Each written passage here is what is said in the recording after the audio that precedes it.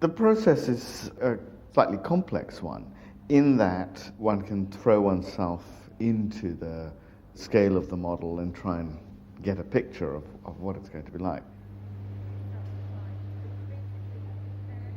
Then when, of course, the things come into the space, there is just no accounting for that scale. It has a voice of its own.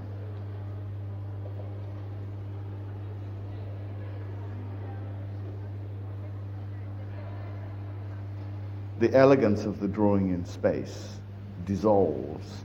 It's got to be somehow replaced by mass and form and volume.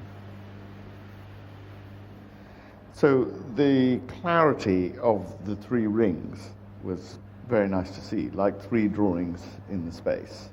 Simple, clear, almost there as a work in a sense already.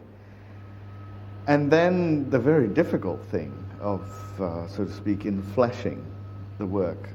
I know from my work in the studio that that's the most difficult part.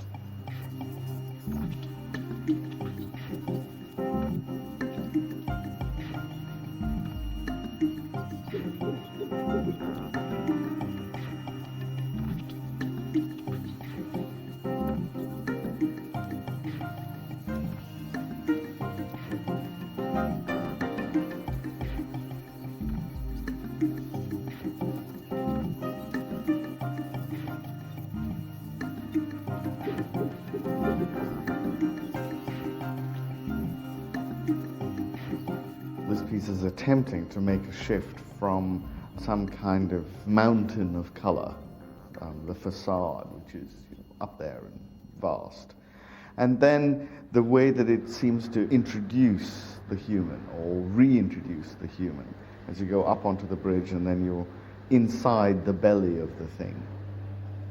That shift, if you like, from big to intimate is, I think it's beginning to happen as the piece comes together. My biggest concern over the last few days is whether the temporary nature of this thing, temporary I mean by that, that rather like this chair, the fabric is stretched across a given structure, and whether that tent-making procedure can have real presence in the space and not just be a bit of, more or less interesting ephemera.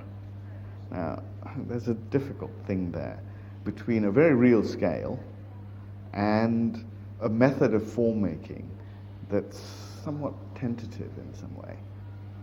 And how does one get real presence? If one's talking about a sense in which awe is about fear and vertigo and being confronted by something which one immediately has to recognize is bigger than one's self or bigger than one's perhaps imagined self even, then that's one of the things that this work is moving towards.